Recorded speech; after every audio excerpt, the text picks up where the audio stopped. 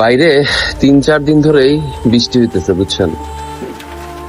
কেন যেন আমার মনে হইতেছে এই যে ববি নানিরে যে এইভাবে মাইরা ফেললো, সে মারা যাওয়ার আগে যে কষ্টগুলা পাইছে না, সেই কষ্টগুলা ভাব হয়ে এইভাবে মানে আকাশ থেকে বৃষ্টি হয়ে পড়তেছে।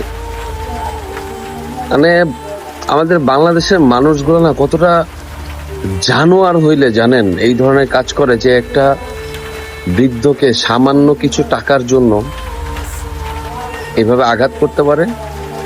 And সেই আঘাতের ব্যথা সহ্য করতে না পেরে মানুষটা দুনিয়া থেকে চলে গেছে। আমি শুনছি যারা এই কাজগুলো করেছে তারা অ্যারেস্ট হয়েছে। আমি রামিসার সময় একটা ভিডিও করছিলাম,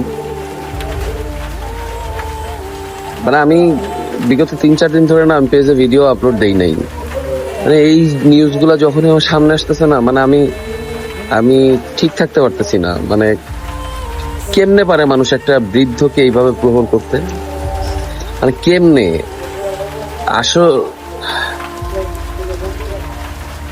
আমি শুধু এতটুকুই বলবো বাংলাদেশ সরকারকে, আমাদের মাননীয় প্রধানমন্ত্রীকে, প্লিজ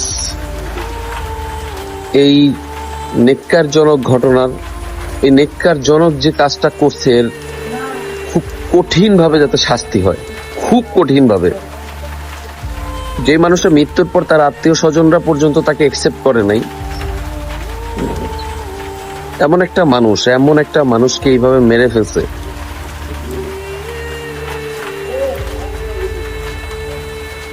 যাই হোক,